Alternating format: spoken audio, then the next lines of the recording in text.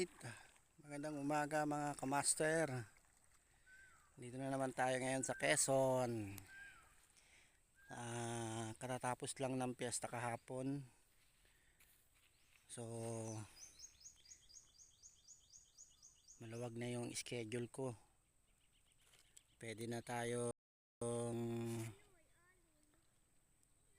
pwede nang mag-fishing. So ngayong araw na to naka-schedule kami mag-fishing. So ayan yung palibot.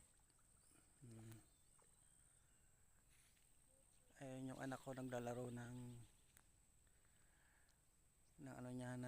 remote control boat niya. So ayan, sakto naman, hinihintay lang namin na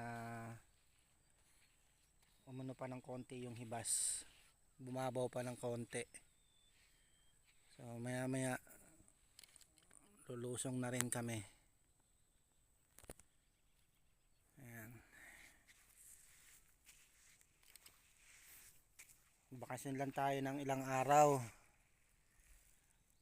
Hectic kasi yung schedule ng mga nakaraang araw sa Manila, sobrang pagod. So kailangan ko ng recharge. Ang nagpapa-recharge sa akin itong dagat saka yung fishing. Nakakatanggal ng stress.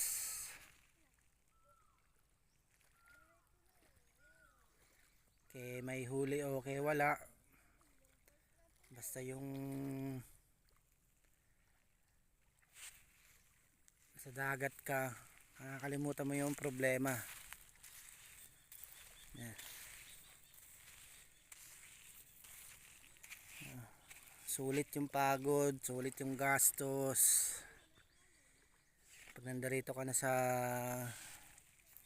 dagat. Napakasarap dito sa Quezon.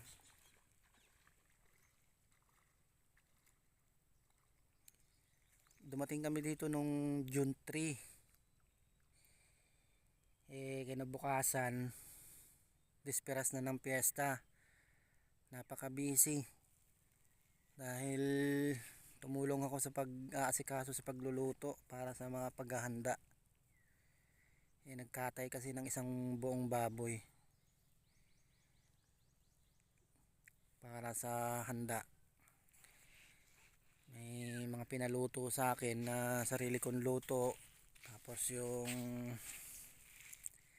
tumulong din ako sa pagluluto at saka sa paghihiwa ng karne. Kaya yung 4 in 5 talagang medyo hindi ako nakaalis ng bahay. Nung umaga lang ng 3, tanghali lang ng 3, saka lang kami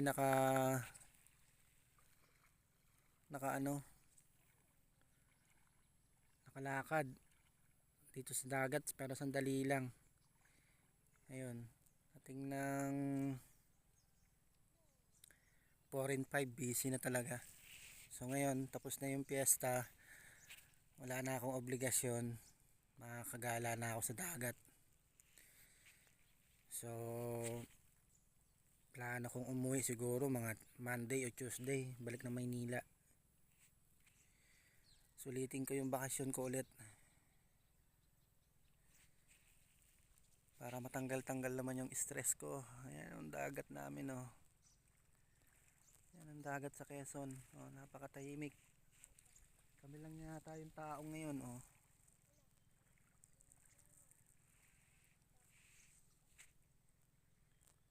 Oh.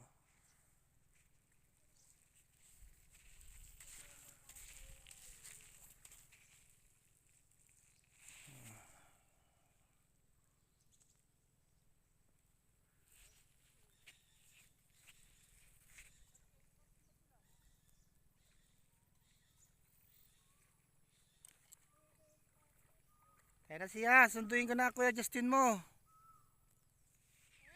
Tayo na. Magpipishing na kami. Ha? Para bukas naman.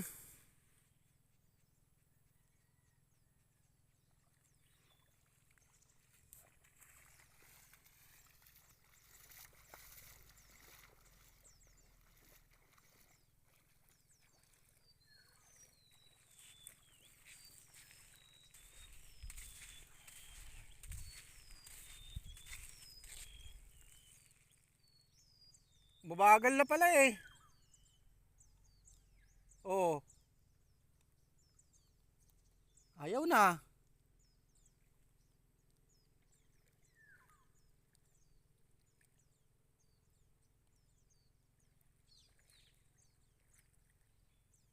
Halika na. Bukas naman.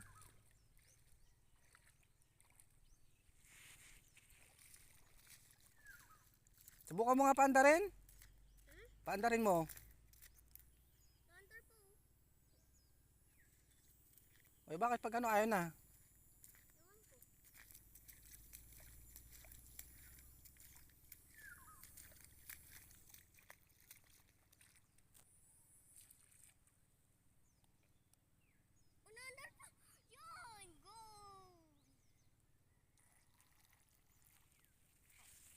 Tayo na. Bukas naman.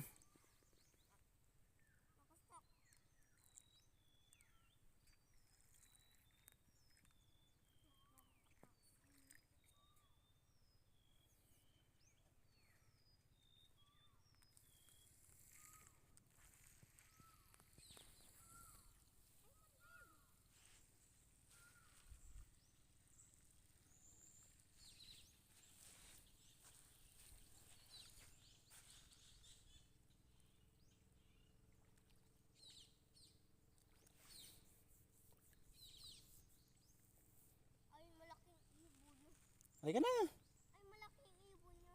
Oo, yung tinuro ko sa'yo kahapon.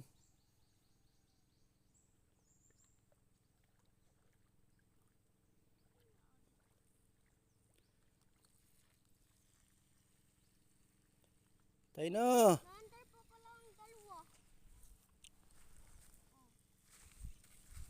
Eh di sa tubig mo paandarin, wag dyan. Ba't dyan mo ninaano sa ano?